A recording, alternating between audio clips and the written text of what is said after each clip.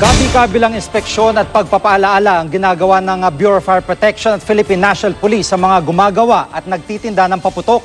Pero kahit maigpit ang pagbabantay ng mga otoridad, may mga nakakalusot pa ring iligal na gumagawa ng mga peligrosong pampaingay sa bagong taon.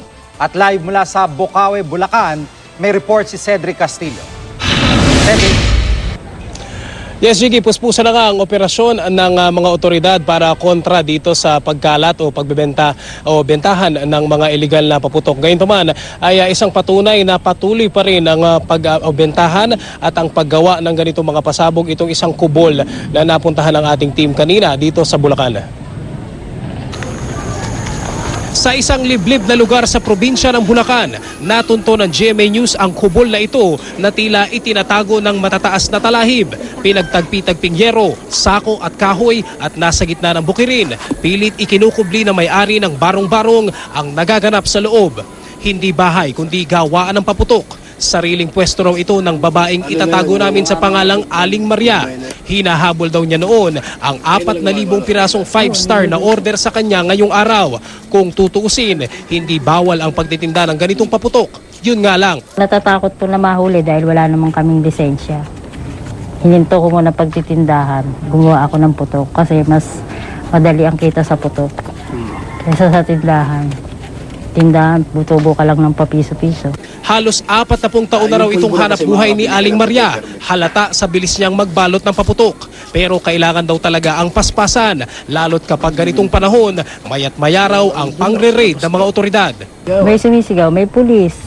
O yun, digpitan na. O. Kung buong maghapon ang nauubos sa paggawa ng maliit na paputok, pagkagat naman ng dilim, saka ilalatag ni Aling Maria ang tupi ng paputok na kabase at ilalabas ang basyo ng Goodbye Philippines. Kabilang ang dalawang ito sa listahan ng mga iligal na paputok. Gaano karaming ganito katumbas itong kabase?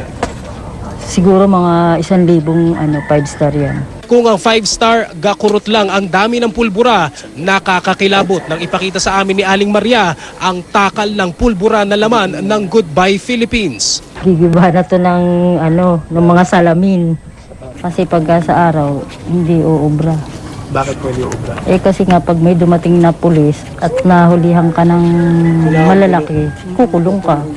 Aminado si Aling Maria, peligro ang maaring dulot ng kanyang mga ginagawang paputok. Kahit siya, naihindak daw sa sabog ng mga ito sa gitna nga ng aming interview. Ay, naku! Nakatakot. Lakas ng putok. Sa Kalumpit, Bulacan, hinigpitan na ang pagpapatupad ng firecracker zoning para masiguro ang ligtas na bentahan ng paputok.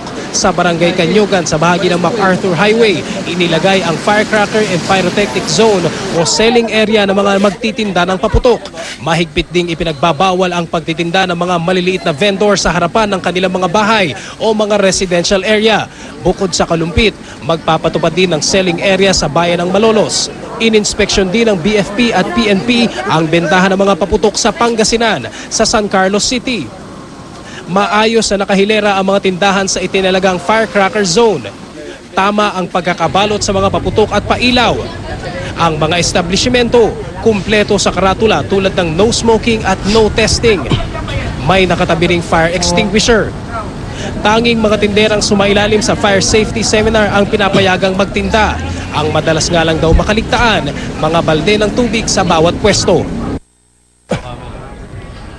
Jiggy, nakausap natin kanina yung ilang tauhan ng PNP dito sa Maya, Bocaue, Bulacan at pakiusap nila doon sa mga mamimili ay huwag na raw tangkilikin itong mga ipinagbabawal na mga paputok na ito para rin daw eventually ay matigil na nga yung bentahan at saka yung paggawa nito.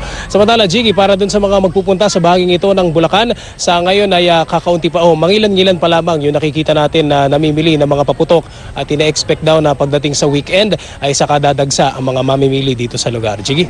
At natatanda ko nga, Cedric, istorya mo nung isang taon din, maraming safety na mga paalala, wag mag-sigarilyo, wag mag-testing, may fire extinguisher, may drum, may buhangin, etc.